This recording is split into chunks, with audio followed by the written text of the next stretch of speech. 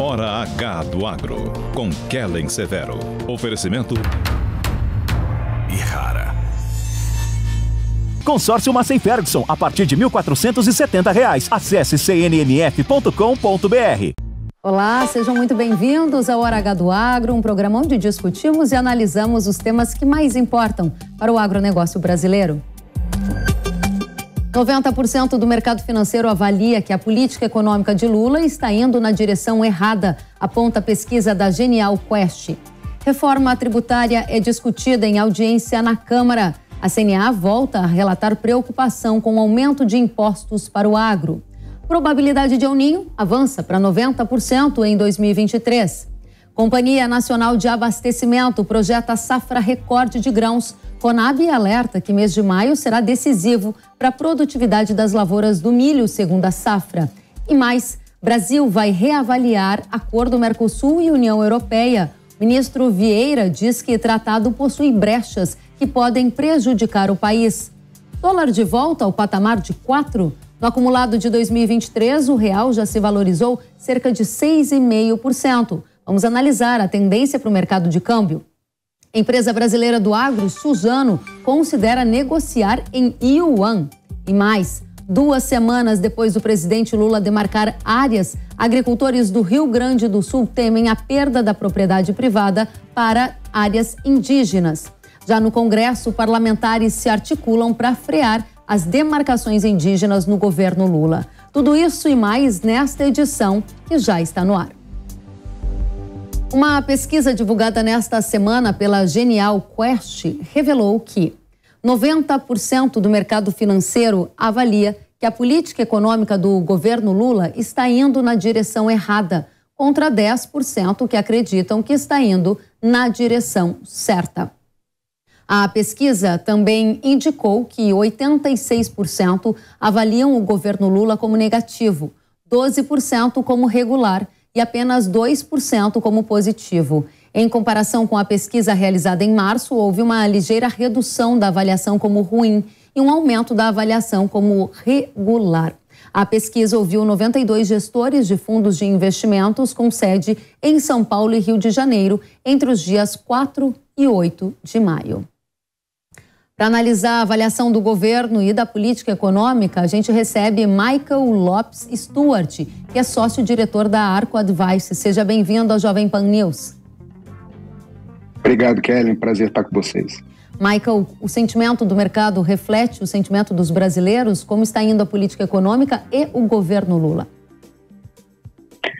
Olha, Kellen, a avaliação do mercado é a avaliação do mercado, né? A avaliação popular sobre política econômica é uma avaliação do que é sentido no dia a dia. Já a avaliação do mercado financeiro é um pouco diferente. Eu vejo como natural termos um sentimento negativo neste momento por algumas razões. Primeiro, o mercado financeiro tem como memória mais recente da atuação de um governo do Partido dos Trabalhadores, o governo da ex-presidente Dilma Rousseff, com políticas econômicas que foram bastante criticadas. Segundo, durante esse governo, nestes meses que tivemos, vimos embates políticos com o Banco Central, vimos uma tentativa de revisão de marcos importantes aprovados no Congresso, como o marco do saneamento, e depois vimos a reação do Legislativo em relação a isso. A ausência de política de enforcement no novo regime fiscal que foi enviado, questões levantadas sobre a Eletrobras, tudo isso ajuda a explicar um pouco dessa visão negativa do mercado financeiro em relação à atuação econômica do governo do presidente Lula neste início de governo. Você citou a ex-presidente Dilma e alguns dias atrás eu ouvi de um analista político dizendo que há um temor de parte dos brasileiros de que Lula esteja governando com uma cabeça muito semelhante à da Dilma. Esta é uma possibilidade? O que significa dizer mais risco de intervenção do governo nos mercados? Alguma coisa nessa direção? Olha, esse temor existe, mas eu não vejo como justificado neste momento. O Lula colocou bastante confiança na equipe econômica que tem conduzido esses temas, o posicionamento e o papel que o Legislativo, que o Congresso tem nesse momento de aprovações importantes é bastante diferente hoje do que era na época do governo da Dilma Rousseff, e o Lula, politicamente, tem um entendimento da importância do diálogo e da articulação política entre poder executivo e poder legislativo, que é muito diferente do que vimos nos anos do governo da Dilma. Então, eu entendo que existe esse temor e existem fatos que ajudam a reforçar isso, mas eu acho que não é justificado ter uma expectativa de uma atuação do governo Lula nos modelos do que foi o governo Dilma. Muito bem, essa pesquisa da Genial Quest revelou também um aumento no ceticismo do mercado em relação à capacidade do governo de aprovar a agenda no Congresso. Inclusive, a gente preparou uma ilustração para mostrar para a nossa audiência. Em março, 20% do mercado acreditava que a capacidade era baixa. Agora, em maio, aumentou para 39%. Então, está aí a capacidade do governo de aprovar a agenda no Congresso, ou seja, é uma situação que precisa ser analisada. Na sua avaliação, Michael, isso significa que a governabilidade está mais difícil? Vai ter dificuldade por parte do governo Lula de aprovar as reformas no Congresso? Olha, Kelly, certamente a governabilidade está mais difícil quando comparada à governabilidade dos outros governos do presidente Lula. Temos um Congresso que é mais forte, é mais independente, o governo sentiu essa dificuldade na votação relacionada ao marco do saneamento, uma derrota expressiva nesse sentido, e o Lula, ele mesmo reconheceu que a base aliada do governo será testada a cada votação. Então, não tendo uma base aliada sólida que pode garantir uma maioria, ou muito menos uma maioria absoluta, o governo sabe que vai ter que investir nessa articulação, vai ter que trabalhar para fazer isso acontecer. A liberação de emendas ajuda, mas não resolve esse problema. Então, o Congresso tem articulado novos recados para o governo, isso acontece diariamente, e no final das contas, o que eu acho, Kellen, é que cresce a pressão para que o Lula participe mais ativamente dessa articulação política. Então, dividir o seu tempo entre agenda internacional e articulação política, eu acho que tem deixado a desejar em relação ao envolvimento pessoal do presidente Lula com o Congresso. Tem muita gente que diz que nesses primeiros dias de governo ele viajou bastante, o presidente da República, e é verdade, né? No cenário internacional, a gente teve viagens para a Europa, para a Argentina e outras regiões. Inclusive, essa pesquisa da Genial Quest apontou que 60% do mercado acredita que a imagem do Lula piorou após as viagens dele à China, Portugal e Espanha. Você concorda? Olha, eu não vou dizer se eu concordo com essa mudança na avaliação pessoal da atuação do presidente Lula, mas, de fato, algo que esse governo deixou claro desde o início é essa tentativa de reinserir o Brasil no debate global, nesse palco global das discussões. Nós vimos algumas tentativas bem-sucedidas nesse sentido, de reestabelecer diálogos, de recepções importantes, especialmente na Europa, mas vimos também alguns deslizes em relação a temas mais sensíveis, como a guerra na Ucrânia, ao comentar a responsabilidade da Rússia e da Ucrânia pela guerra. Vimos algumas colocações duvidosas em relação à questão de direitos humanos na China. Esses são países e regiões que têm um impacto, como você bem sabe, muito forte para o setor do agro brasileiro.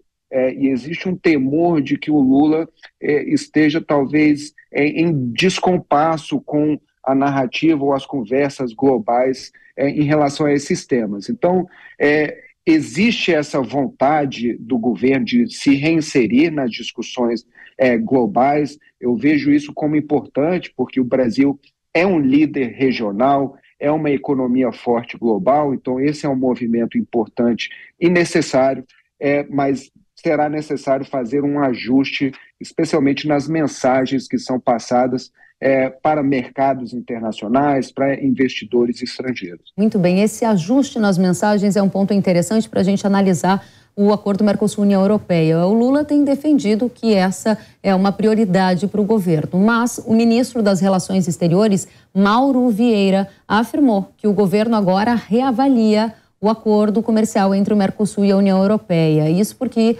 ele disse que esse tratado possui algumas brechas e que o Brasil poderia ser retaliado pelos europeus se deixasse de cumprir alguma meta de proteção ou conservação ambiental. O ministro ainda afirmou que os termos apresentados pela União Europeia podem trazer prejuízos enormes, nas palavras dele, e classificou o documento do acordo como extremamente duro e difícil. Essa era uma prioridade para o governo Lula, não será mais?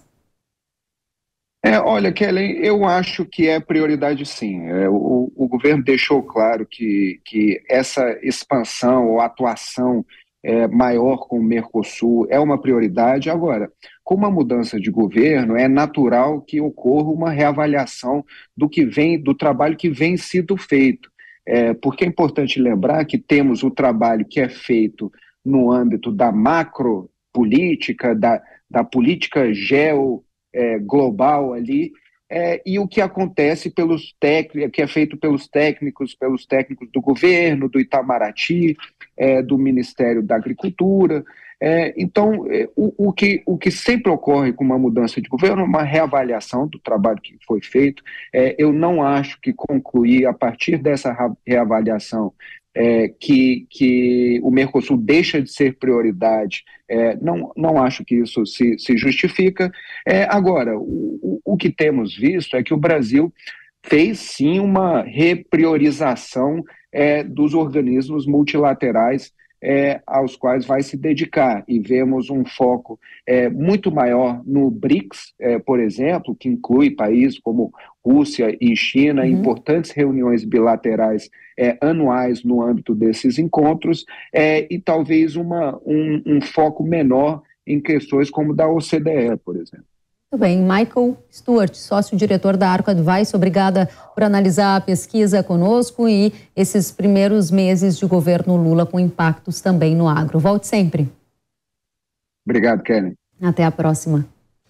E o nosso tema agora é a reforma tributária. A Confederação da Agricultura e Pecuária do Brasil voltou a expressar preocupação com o possível aumento de impostos para o agro. Confira o que o coordenador do Núcleo Econômico, Renato Conchon, disse durante a audiência pública na Câmara nesta semana. A gente acredita, sim, a medida que o secretário apresentou, o diretor apresentou, Manuel, do Ministério da Fazenda, que o IVA, o Imposto de Valor Agregado, é um bom tributo no sentido de reduzir a cumulatividade que, de fato, atrapalha também o agronegócio atualmente.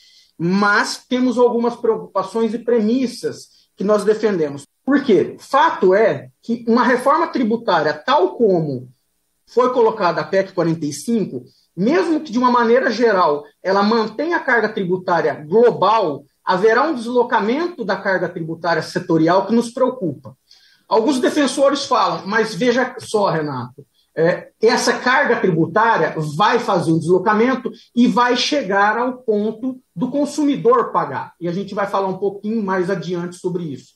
Mas fato é que a carga tributária, que o recolhimento tributário do setor agropecuário vai subir significativamente. Mais de 573%, nós da CNA temos um estudo específico sobre isso também. Quando a gente defende carga tributária setorial, é óbvio que uma reforma dessa magnitude, haverá um deslocamento. Então, portanto, a nossa preocupação é que não inviabilize cadeia. Não é gravado em pedra que o setor agro não quer pagar mais imposto. Óbvio que a gente, dentro desse novo contexto, sabemos que vai pagar mais. Mas a questão é não inviabilizar nenhum tipo de cadeia. E a reforma tributária também foi tema de debate em uma live organizada pela Associação Brasileira dos Supermercados.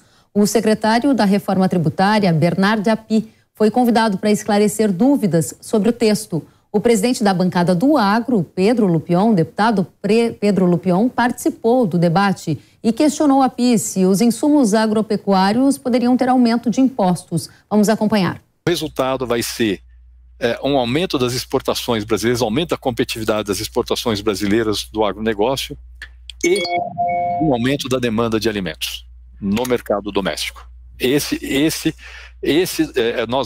O desenho político que se depende do trabalho do Ministério da Fazenda, esse é o ponto que nós queremos chegar. E espero convencê-lo de que isso vai ocorrer. Se melhora nas exportações e aumenta a demanda doméstica por alimentos, o setor vai ser beneficiado. E o dólar voltou a operar nesta semana abaixo de R$5. No acumulado de 2023, o real se valorizou cerca de 6,5% em relação à moeda norte-americana. O real é uma das moedas do mundo que mais subiu frente ao dólar. Para esta conversa, a gente recebe Pedro Paulo Silveira, economista. Seja muito bem-vindo, Pedro. Olá, Kelly, tudo bem? Obrigado pelo convite, é um prazer estar aqui com você de novo. Da mesma forma, é muito bom recebê-lo, especialmente para tratar desse tema que interessa a nossa audiência demais.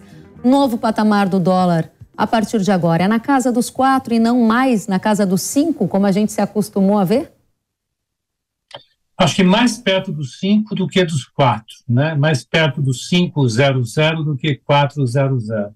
Eu acho que esse momento é bastante favorável para as commodities brasileiras, né? Apesar da queda dos preços que a gente viu recentemente, nas últimas semanas, o ambiente ainda é muito favorável. Isso ajudou a colocar o saldo da balança comercial num patamar muito confortável para o Brasil. No momento em que o mundo está lá um pouco indeciso em relação ao que acontece com os juros estão oscilando bastante na Europa e nos Estados Unidos, o Brasil acaba sendo, claro, um destino bastante razoável. Então, tanto do ponto de vista comercial, com saldos favoráveis, como do ponto de vista do juro, o Brasil tem sido um destino bastante atrativo para quem opera moedas. Então, eu acho que deve continuar nesse patamar, a não ser evidente que ocorra algum tipo de evento inesperado, algum susto na economia americana ou aqui no Brasil, na nossa política. Muito interessante o que você está trazendo para a gente. O real é uma das moedas que mais se valorizou em relação ao dólar no mundo, né? E os juros em patamares altos, de acordo com o que você acaba de nos dizer, explicam também um pouco desse movimento. O Focus, que é aquela pesquisa do Banco Central, está apontando o dólar a 5,20 no final do ano. Você, Pedro Paulo, enxerga que essa é uma tendência para se manter, porque ela seria mais altista, ou não? A entrada de dólar no país atraído pelo juro alto pode manter o patamar abaixo dos 5 mesmo? Eu acho que é ao redor dos 5, não tanto 5,20, nem 4,60, 4,80, é mais ao redor dos 5. Por isso que nós conversamos, em função disso que eu falei agora há pouco. A gente tem um saldo comercial robusto, ele deve continuar, e o cenário econômico nos Estados Unidos deve continuar do jeito que está, né, com crescimento mais baixo, juros mais baixos, e o dólar mantido nessa região que está lá fora. O dólar está se desvalorizando. Só que o real, vamos lembrar disso, no ano passado teve um comportamento muito ruim. Os emergentes foi a moeda que mais se desvalorizou, né? Então ele estava devendo alguma coisa para a gente. Se o real acompanhasse as outras moedas emergentes, era para nós estarmos ali na casa de 4,20, 4,30. Um colega fez esse cálculo essa semana no mercado, eu vi disponível, não vou citar porque eu já esqueci quem era. Eu só lembro que era alguém de confiança, de credibilidade, então dá para repetir isso. Deve ser por aí, 4,40, 4,30, 4,50, o valor que o real deveria estar para acompanhar o peso mexicano, para acompanhar o won da Coreia.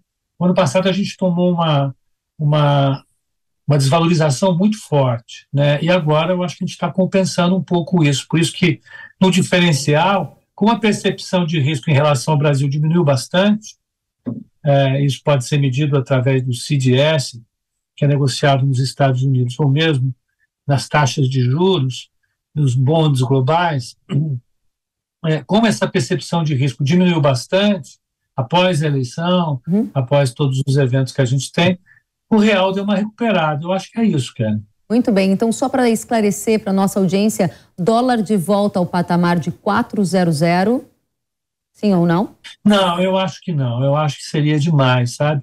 Eu acho que chega a um patamar ali 4,5, 4,60, o povo que tem dinheiro aplicado aqui, que veio lá de fora, começa a colocar as barbas de molho e manda lá para fora novamente, uma valorização muito forte do real para ser feita de uma vez. Então, eu acho que não, eu acho que é mais para 4,80, 5, do que para 4,20. Muito obrigada, Pedro Paulo Silveira, economista, por estar aqui conosco. Volte sempre à Jovem Pan News.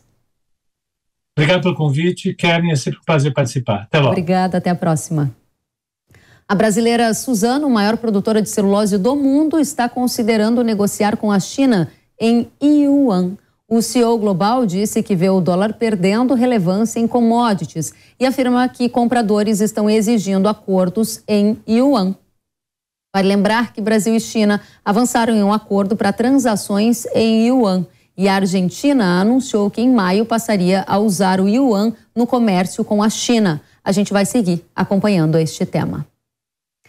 E nós vamos para o intervalo e depois você vai ver a questão indígena em debate. 2 semanas após o presidente Lula demarcar áreas, agricultores do Rio Grande do Sul tentam impedir a perda da propriedade privada para a demarcação. A gente vai trazer as repercussões também no Congresso e muito mais. Eu aguardo você.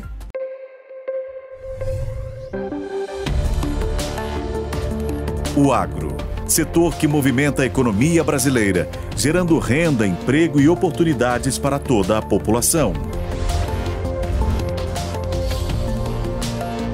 Hora H do Agro, com Kellen Severo. Seu bebê acorda muitas vezes durante a noite? Isso pode acontecer por diversos fatores. Por exemplo, ter uma rotina bagunçada, questões comportamentais e até mesmo emocionais. Eu sou a Madu Drummond, educadora integrativa do sono infantil e vou ser sua professora nesse novo curso da NIL. Perfeito para você, mamãe de crianças com até 3 anos. Deixar seu filho chorando não é a solução. Eu vou te apresentar o meu método que, com amor e acolhimento, vão te ajudar a conduzir o seu filho a ter boas noites de sono. Também vamos focar em você, mãe, que está exausta pelas noites mal dormidas e merece voltar a ter qualidade de vida. Acesse agora nilcursos.com.br, faça seu cadastro e conquiste boas noites de sono para sua família. Aqui na BBF, tudo começa com uma pequena semente de palma, plantada pelas nossas mãos. Nós sabemos que a natureza tem seu tempo, por isso, plantamos a palma de óleo em áreas degradadas da Amazônia. E cuidamos dessa sementinha até que ela cresça e se torne uma árvore forte que dá muitos frutos. Com o óleo de palma, produzimos o nosso biodiesel, um combustível renovável, limpo, que substitui o diesel fóssil. E esse nosso biodiesel é transportado para as usinas termoelétricas que a BBF possui espalhadas pela região amazônica.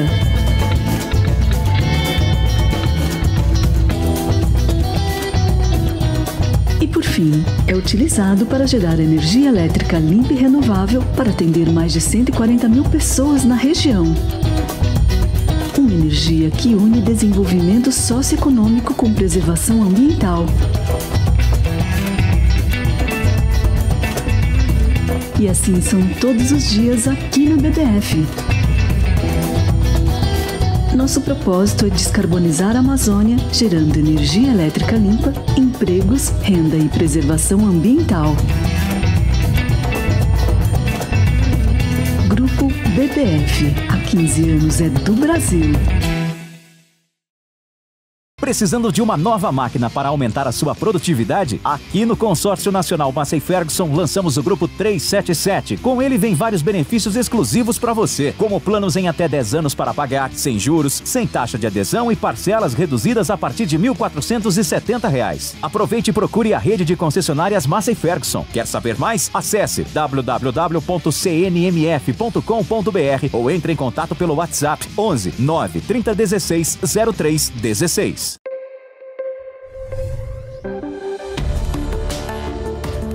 O agro, setor que movimenta a economia brasileira, gerando renda, emprego e oportunidades para toda a população. Hora H do Agro, com Kellen Severo. Estamos de volta com Hora H do Agro aqui na tela da Jovem Pan News. A Companhia Nacional de Abastecimento atualizou a projeção da safra do Brasil na temporada 22-23. A Conab estima que o país vai produzir 313,9 milhões de toneladas de grãos, uma alta de 15% em relação à safra passada e um recorde. Esse resultado é puxado pela produção de soja no Brasil, que essa soja já foi colhida, né? A safra é projetada em 154,8 milhões de toneladas, uma alta de 23% em relação à temporada passada e é o maior volume da história. Outra cultura que pode ter produção recorde é o milho, segundo a safra. A Conab estima uma produção de 96,1 milhões de toneladas, mas com uma ressalva. As condições climáticas serão essenciais neste mês de maio para a projeção se concretizar. A produção total de milho, que leva em conta a primeira, a segunda e a terceira safra, é estimada em 125,5 milhões de toneladas. A Agência de Clima dos Estados Unidos, conhecida como NOAA, elevou a probabilidade de ocorrência do fenômeno climático El Niño em 2023. Na previsão do mês passado, a chance de ocorrência do fenômeno entre os meses de maio e julho era de 60%. Agora, essa chance subiu para mais de 80%. Você também pode acompanhar que ao longo dos próximos meses, a chance aumenta para mais de 90%. A agência climática indica que o El Niño provavelmente se formará de maio a julho e vai continuar no verão do hemisfério sul. A NOAA revela também que no fim do ano há 80% de chance de um El Niño de intensidade moderada e 55% de um El Niño de intensidade forte. Vamos saber o que isso significa na prática com a meteorologista da Notus, Desirê Brant. Seja muito bem-vinda, Desirê. Obrigada, Kellen. Obrigada também a todos que nos acompanham. Desirê, diga pra gente, teve um salto na probabilidade de ocorrência de El Niño. Isso confirma que o fenômeno vai mesmo acontecer? A partir de quando sentiremos os primeiros efeitos? Olha, Kellen, já é um fato que a gente tem o Pacífico Equatorial mais quente. A superfície do mar já está com anomalia que ainda não configura um El Niño, mas quando a gente olha para águas mais profundas, é possível identificar algumas parcelas de água quente que ainda vão ressurgir no decorrer das próximas semanas. Isso, ao menos, deve trazer uma manutenção dessa água mais quente. E, de acordo com as expectativas de diversos modelos internacionais, é praticamente certo de que teremos um El Niño. Agora, a grande questão é saber com qual intensidade a gente vai ter o fenômeno. Por enquanto, de acordo com o consenso do NOAA, a expectativa é de um El Niño de fraco a, no máximo, moderado, por enquanto, né? Isso porque ainda temos outros fatores da atmosfera que podem dificultar a formação desse fenômeno, como, por exemplo, a oscilação decadal do Pacífico. Ela ainda está bem negativa e esse valor muito importante de -3 de anomalia acaba dificultando a formação do fenômeno.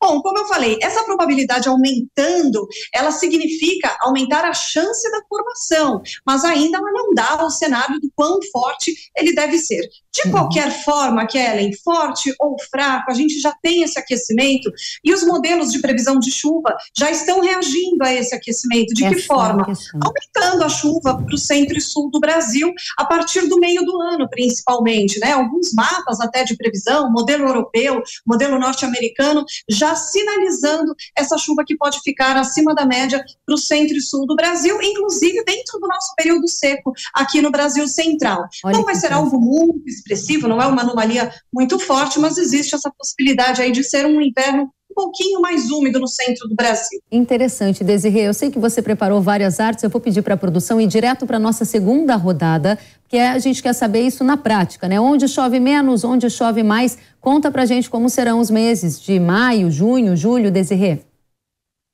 Olha, maio, por enquanto, ainda não deve sentir os efeitos desse aquecimento em relação à chuva. De qualquer forma, há uma expectativa aí, pelo menos para o Rio Grande do Sul, de uma chuva acima da média. Rio Grande do Sul, tá? Agora, Santa Catarina e Paraná, não é que vai deixar de chover, mas não atinge a média histórica. Agora, observem que para o Sudeste e para o Centro-Oeste, essa redução na chuva agora em maio é algo muito natural para a época do ano. A gente está de olho no decorrer do nosso período seco, né, no centro do Brasil. Aí sim, sim, a gente começa a observar alguns pontinhos de anomalia positiva, principalmente no mês de julho, agosto, né? E aí sim, a gente já associa essa anomalia positiva nestas áreas entre julho, agosto, até mesmo setembro, ao aquecimento do Pacífico, sendo ele El Niño, né, clássico ou não, ou forte ou fraco. O aquecimento, de qualquer maneira, vai trazer essa consequência em relação à distribuição de chuva no Brasil. Ou seja, para a gente fechar, basicamente o que você está chamando a atenção da nossa audiência é que o El Niño deve aumentar a possibilidade de chuvas, áreas do sul, como já é um pouquinho esperado, mas o diferencial vai ficar para a região do centro, que pode receber mais chuva do que normalmente receberia no inverno. Trocando em miúdos, para a safra agrícola parece ser muito bom. Kellen, e o que pode acontecer, inclusive, teoricamente, né, isso ainda não dá para contar com os modelos, porque trata-se de uma previsão mais estendida, mas teoricamente, se a gente tem o El Niño se configurando ao longo do segundo semestre e se mantendo até o próximo verão, ele pode adiantar a chuva da primavera no centro-oeste do Brasil. É algo que a gente vai ficar monitorando agora no decorrer dos próximos meses. Excelente, Desirê Brant, meteorologista da Notus, volte sempre ao Hora H do Agro. Eu quem agradeço. Obrigada. E o nosso tema agora é a questão indígena. 2 semanas após o presidente Lula demarcar uma área indígena na região do município de Vicente Dutra, no Rio Grande do Sul, agricultores tentam impedir a perda da propriedade privada para o governo nessas demarcações. A assinatura da homologação dessa terra indígena, chamada de Área Ali dos Rios dos Índios, aconteceu no dia 28 de abril, por Lula, durante uma participação dele no acampamento Terra Livre, que reuniu milhares de indígenas em Brasília. Além dessa área, no Rio Grande do Sul, Lula demarcou outras 5 terras indígenas em outros estados brasileiros. No mesmo dia da assinatura dessas áreas, o governo do Rio Grande do Sul criou um grupo de trabalho, liderado pela Procuradoria-Geral do Estado, para acompanhar esta situação. O Sindicato dos Trabalhadores Rurais de Vicente Dutra, no Rio Grande do Sul, relatou que os agricultores não foram notificados sobre a demarcação de terra em Vicente Dutra até agora, mas receberam um prazo dos indígenas de 90 dias para deixarem as propriedades, a receio de que algum conflito ocorra nesta região entre agricultores e indígenas, relatou o presidente do sindicato. O sindicato preferiu não participar aqui da gravação. Vamos conversar com Frederico Bus, que é consultor jurídico da Farsul, a Federação da Agricultura do Rio Grande do Sul, sobre este tema. Frederico, seja bem-vindo. Diga pra gente o que acontece agora com esses agricultores afetados pela demarcação. Bem, Kelly, nós tivemos, como falaste, essa homologação através de um decreto presidencial, agora no dia 28. Este processo administrativo ele já tramita a longa data. Esta etapa, a homologação mediante decreto, ele é praticamente a finalização deste processo administrativo, e o que pode ocorrer é agora o registro imobiliário desta área indígena, ou seja, são anuladas as matrículas, os títulos de propriedade, e essas pessoas são já desalojadas, né? Isto pode ocorrer, a FUNAI assim poderá proceder se não houver nenhuma medida judicial, nenhum fato novo, né, nenhuma reação jurídica por parte dos atingidos. Frederico, os produtores podem recorrer dessa demarcação antes de que ocorra esse despejo, que você disse que existe a possibilidade? É que esse processo administrativo ele se encerrou. Como eu falei, o decreto homologatório ele é a última etapa, é o ponto final. Então agora cabe aos produtores a se socorrerem de judiciário. Não há outra alternativa, senão as medidas judiciais, também amparadas em estudos histórico-antropológicos que contestem o laudo da FUNAI, e resta a esses produtores, agricultores e também proprietários de áreas urbanas no município, né, porque temos a notícia ali que atinge cerca de 70 famílias de agricultores e mais, né, algumas dezenas de casas num determinado balneário ali do município. Então essas pessoas têm a possibilidade derradeira de requerer, tentar, né, uma reversão no Poder Judiciário, é o que é possível nesta altura do Para fechar, a Farsul vê risco de outras áreas do Rio Grande do Sul virarem terra indígena também? Olha, nós temos muitas áreas aqui no Rio Grande do Sul, sim, já demarcadas em estudo, em discussão administrativa, judicial. Nós pegamos ali aquela região de Passo Fundo, Erechim, aquela região de Getúlio Vargas, ali é o epicentro, né, dessa questão aqui no Rio Grande do Sul. Nós temos aqui aproximadamente 96 mil hectares em discussão, de demarcação, ampliação, atingindo mais de 3.500 famílias de agricultores. Então, nós temos já processos em andamento, processos instaurados sobre área com ocupação e propriedades centenárias de produtores lá do início do século passado, que estão sofrendo essas ações por parte da FUNAI e correm risco de perderem suas terras. Frederico Bus, consultor jurídico da Federação da Agricultura e Pecuária do Rio Grande do Sul, obrigada pelos esclarecimentos. Bom trabalho para você. Eu que agradeço. Até. E lá no Congresso há uma articulação dos parlamentares para evitar que essas demarcações de terras, por exemplo, no Rio Grande do Sul, ocorram. O senador Luiz Carlos Reins, por exemplo, protocolou nesta semana um projeto de decreto legislativo para suspender a homologação assinada pelo presidente Lula, que demarcou a terra indígena em Vicente Dutra. O senador está conosco aqui na Jovem Pan News para explicar o que acontece a partir de agora. Senador Luiz Carlos Reins, seja muito bem-vindo. O senhor protocolou esse projeto? Kelly, um problema sério reiniciou agora, no último dia 27 de abril, quando o presidente Lula assinou 6 decretos de expropriação de terras. Nós temos decretos no Acre, Alagoas, Ceará, Amazonas, Goiás e no Rio Grande do Sul. No Rio Grande do Sul, pasme, 711 hectares no pequeno município de Vicente Dutra foram expropriados de 70 famílias de produtores rurais. E mais, Vicente Dutra tem apenas 5.000 habitantes. E o coração dessa pequena cidade é um balneário que tem uma área de lazer que atrai turistas de toda a região. Nesse balneário tem também 192 cabanas. Os moradores da região que passam verão e inverno nesse balneário que tem em Vicente Dutra. Então foi expropriado 192 cabanas no balneário e 711 hectares de 70 famílias de produtores rurais. Então esse abuso começou a acontecer e é um alerta aos produtores rurais brasileiros, que isso já começou e agora nós temos que estar atentos. Eu já entrei nessa semana, na última sexta-feira, com um projeto de decreto legislativo tentando sustar o decreto do presidente da República. É difícil, mas vamos pegar a força da Câmara e também do Senado para derrubarmos esse projeto, esse decreto presidencial. E mais, o prefeito da cidade, o prefeito Rossato, os vereadores da cidade, os sindicatos trabalhadores rurais, mais a Farsul e FETAG, estão hoje tentando montar uma ação para que possam se defender do governo federal que expropriou 70 famílias que não tem para onde ir. Imagina, 1 hectare de terra não é indenizado. A terra lá custa em torno de R$30 mil por hectare.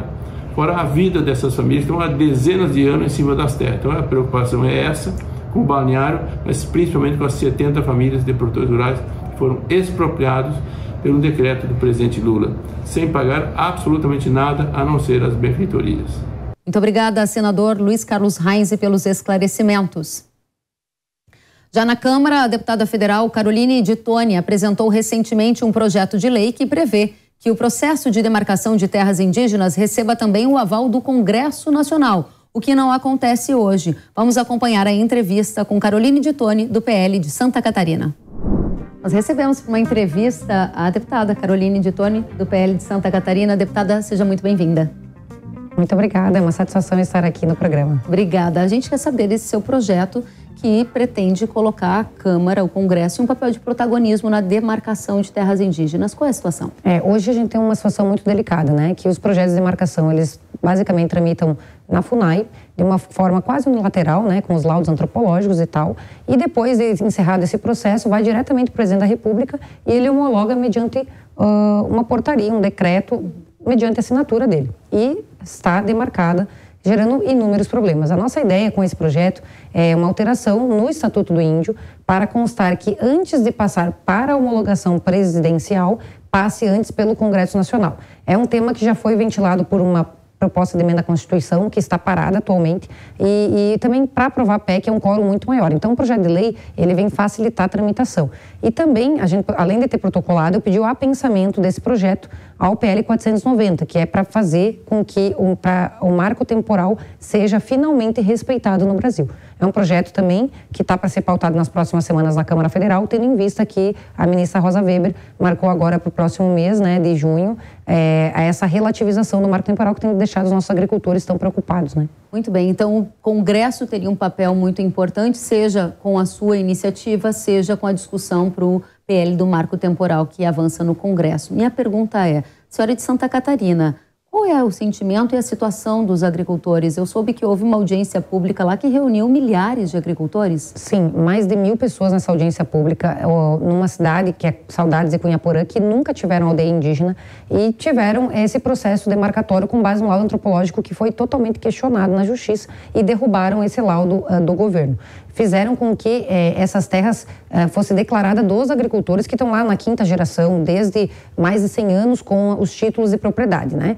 Então, eles ganharam no 1º grau, no 2º grau, no STJ, só que esse processo de Ibirama, que fez a repercussão geral, que o ministro Fachin fez a repercussão geral, puxou esse processo desse pessoal, e uma vez que vão relativizar o marco temporal, vai fazer com que áreas que nunca tiveram aldeia indígena vão ser demarcados, considerados território indígena e vão tirar ali mais de 1.000, 2.000... Em Santa Catarina se calcula que 10.000 pessoas vão ser afetadas. 10.000 pessoas? É muita gente.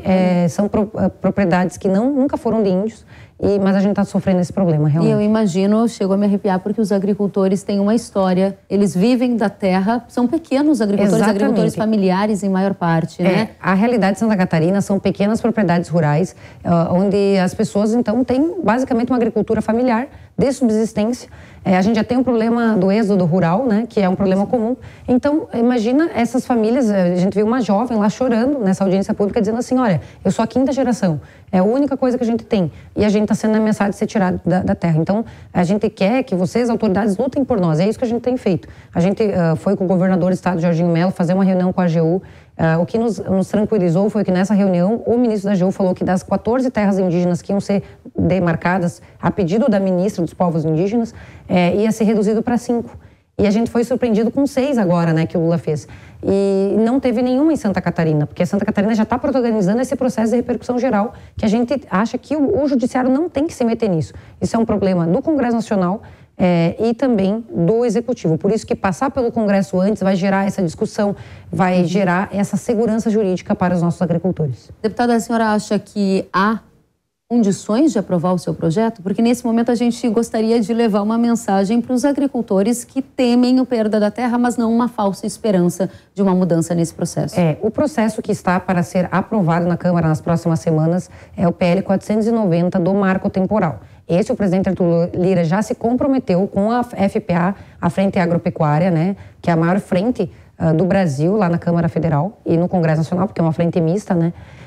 Ele já se comprometeu em pautar. Então, nós vamos aprovar nas próximas semanas na Câmara, dando um recado para o Supremo Tribunal Federal, dizendo assim, olha, o Congresso Nacional quer o marco temporal, a sociedade brasileira quer o marco temporal, então um recado para que eles parem esse julgamento e respeitem realmente o direito dos agricultores. Alguma interlocução entre o Congresso e o Judiciário, os ministros do STF? Porque nós reportamos aqui na Jovem Pan, inclusive alguns desses ministros juntos com algumas comunidades indígenas. Ao mesmo tempo, há agricultores tentando uma aproximação com os ministros para trazer uma outra realidade. O Congresso está conseguindo dialogar com ministros do STF sobre esse tema? Então, o nosso presidente da frente, o Pedro Lupion, ele foi conversar várias vezes com os ministros e com a ministra Rosa Weber, mas ela adotou isso como uma causa da vida dela antes de sair do tribunal. Então, se alguém pedir vista nesse julgamento, por exemplo, ela vai proferir o voto para ela garantir de que vai relativizar o marco temporal. Então, nós estamos tendo um problema muito grande de um comprometimento de boa parte dos ministros do Supremo quererem essa relativização. Agora, relativizar o marco temporal, que é uma disposição constitucional, né?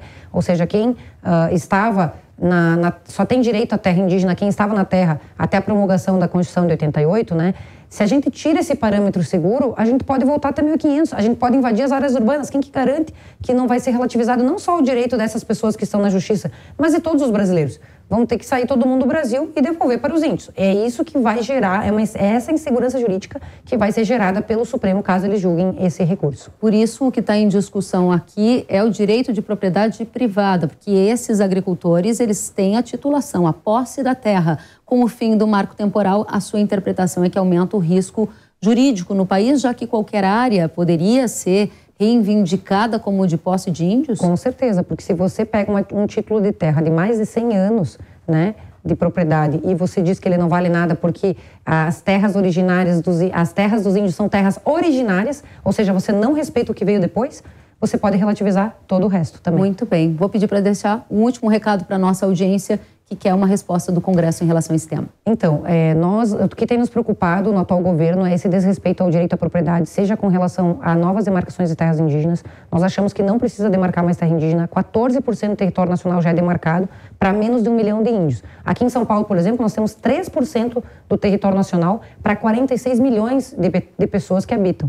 Ou seja, não falta terra. O que falta muitas vezes é política pública para os índios. Então, vamos, enquanto governo, dar uma assistência à saúde, à educação, segurança para os índios, que é isso que eles querem. Agora, mais terras para índios não é necessário, não é preciso. Então, a gente está lutando contra isso lá no Congresso Nacional para defender o direito à propriedade dos agricultores e de quem tem um justo título realmente e produz e movimenta a economia do país, que é a nossa agricultura. Deputada Caroline de Toni, muito obrigada pela presença aqui no Hora H do Agro. Volte sempre. Obrigada, Kelly, e um abraço a todos os telespectadores. Obrigada.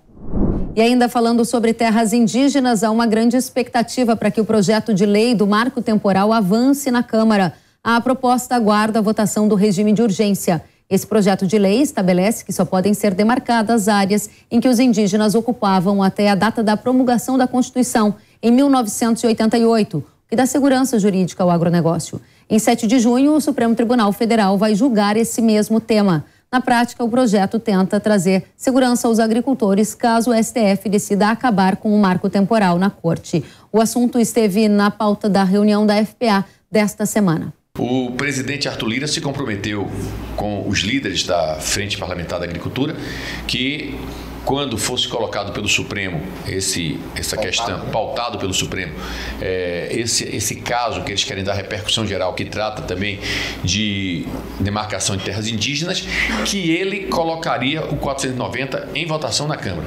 E eu tenho certeza que na hora que esse projeto for submetido tanto ao plenário da Câmara dos Deputados como ao plenário do Senado, nós conseguiremos uma vitória. Lembrando que nós temos 2 etapas ainda. A gente precisa aprovar primeiro a urgência para ir votar o projeto. Eu acho que a votação da urgência já é um grande teste, de como será essa votação. A preocupação é qual é o recado que a gente passa para o outro lado da praça. Se tem um julgamento agendado lá para o dia 7, marcado para o dia 7, já tem 2 votos esse julgamento, está com pedido de vistas do ministro Alexandre de Moraes, ou seja, qual é o recado que nós vamos passar lá? Se nós ficarmos parados dentro do Congresso e sem cumprir a nossa prerrogativa de legislar, o STF vai legislar por nós. As ações que questionam a lei sobre venda de terras para estrangeiros poderão voltar a tramitar na Justiça. Em abril, um dos ministros do STF havia suspendido o andamento dessas ações. A Corte levou a julgamento essa suspensão e a votação ficou empatada em 5-5. Então, na última semana, a presidente do STF decidiu que as ações que questionam a venda de terras para estrangeiros poderiam voltar a tramitar na Justiça. O presidente do Instituto Brasileiro de Direito do Agronegócio, Renato Buranello, lembra que a legislação sobre o tema é de 71 e há no Congresso um projeto que tenta flexibilizar as regras. Vamos conferir.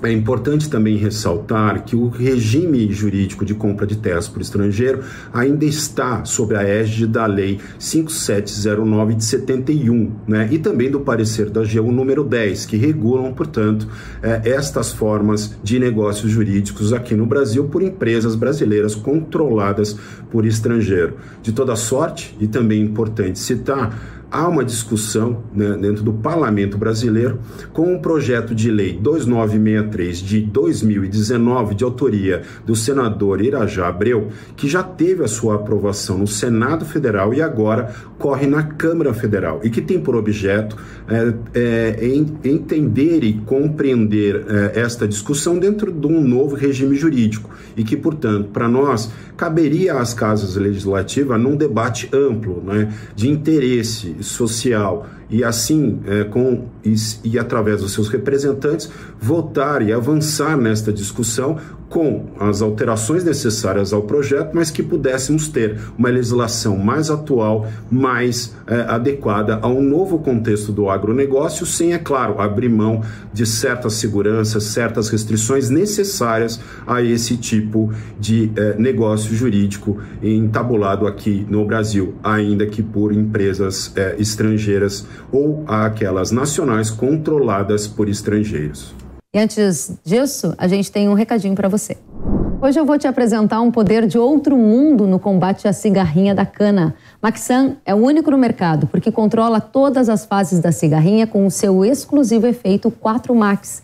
Máximo efeito de choque nos insetos, máxima ação ovicida e controle de todas as fases, máxima sistemicidade e máximo residual. Esse super inseticida da Ihara conta com uma tecnologia inédita no Brasil e é o único produto com o incrível efeito 4Max. Essa é a sua chance de controlar a cigarrinha das raízes com o poder de outro mundo, melhorando os índices de TCH e TAH do canavial. Quer saber mais? Acesse ihara.com.br ou acesse o QR Code da sua tela e mande as pragas do seu canavial para o espaço com Maxan. O Hora H do Agro de hoje fica por aqui. Desejo a todos um ótimo fim de semana. Até a próxima. Tchau.